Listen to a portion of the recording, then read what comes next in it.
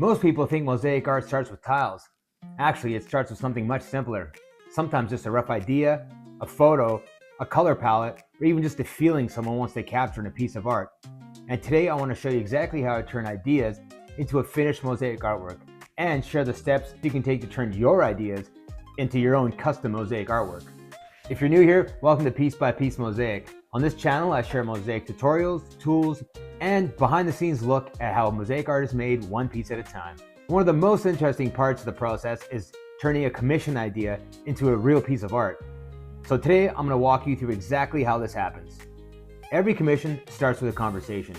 Sometimes someone sends me a photo they want turned into a mosaic. Other times it's something much more open-ended. They might say something like, I want something colorful for my kitchen, or I'd love a mosaic with flowers and trees or inspired by nature. In the idea stage, I'm trying to understand three important things. Where is the mosaic going to live? Inside, outside, in a kitchen, as artwork on a wall? How large should the piece be? And what kind of feeling the client wants the artwork to have. Because mosaics are very different from paintings or prints. Each tile is placed by hand, so the design needs to work with the medium. And that leads into the next stage. Step 2, turning the idea into a mosaic design. In this example, I have permission from my client to share this entire commission. So that's what I'm going to do. The first step is the idea stage. He wants to make something for his wife. He generated a couple images, found some things online, and this is the design he sent me. It's a silhouette of two crows sitting on a branch in front of a nice sunset. And this is the picture I'm going to be turning into a mosaic. The next question I asked him is, how large do you want the mosaic? For smaller commission pieces, I go by three sizes: 5 by 7, 8 by 10, or 11 by 14. And the reason I have these sizes selected already is because these are the most common sizes of frames that you can get. 5 by 7, 8 by 10, and 11 by 14 frames you can find anywhere. So when the mosaic's finished, you can put this into a frame and it'll look like a finished piece of art. Which brings me to my next question. Does he even want the mosaic to be framed? In his case, yes.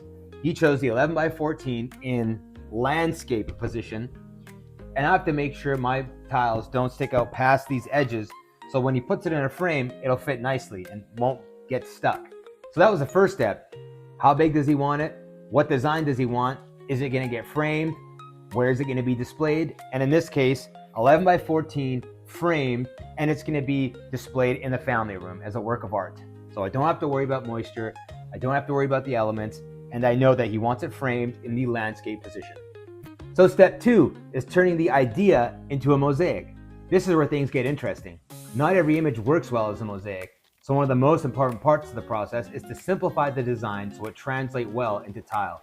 And sometimes that means reducing some details, and other times it means focusing on the strong shapes or color patterns. I'll often sketch out a rough layout or plan on how the tiles will follow through the design, because in mosaic art, the direction and movements of the tiles actually affects how the final piece feels. And once the design feels right, the real work begins. Here was his idea. When we first started discussing, he thought that this design might look good in a portrait position. However, he wanted the focal point to be more of the crows and less of the background. So I suggested, why don't we put this in a landscape orientation and we'll zoom into the crows so that you'll see something more like this. The crows will be the focal point. We'll have the sun setting in the background, and you'll see a little bit of the gradient going from purple to red to orange into the light yellows at the top. He agreed, and there I go forward. I roughly sketched out the size on the back piece here. You might not be able to see it too well, but you can imagine this circle here is the sun.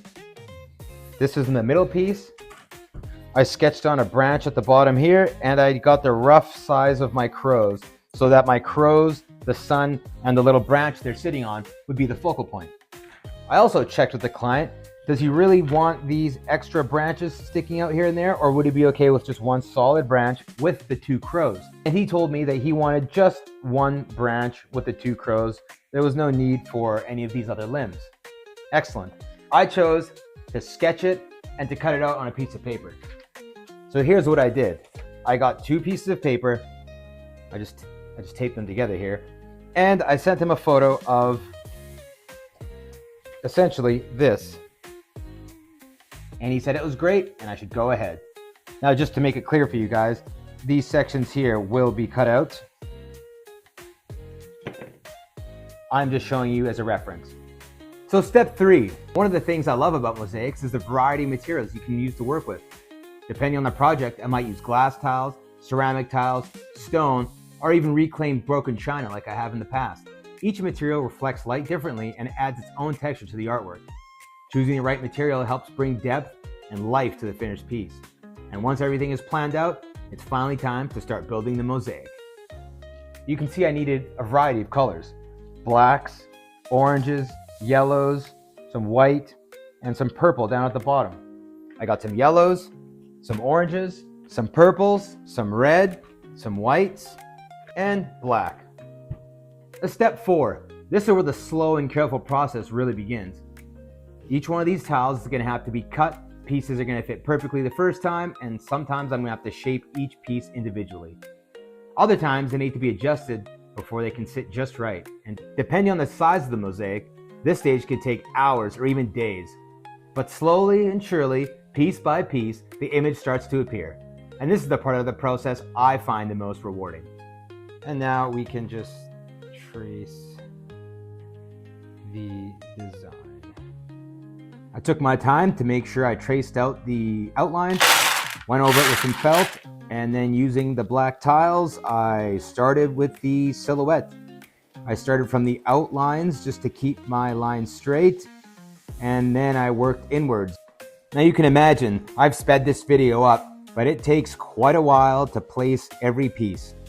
Then I started with the colored tiles, created my gradient.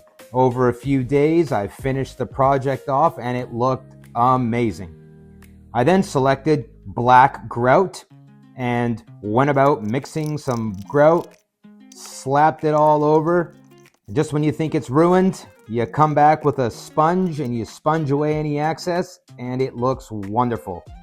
Added a little certificate of authenticity with my signature and the name, as well as the date of the creation and the piece number. Because I only made one, it's piece 1 of 1. And then what I like to do is clean off the back of the piece, glue on a nice piece of paper, and then include my certificate of authenticity. And here we have it, the finished piece.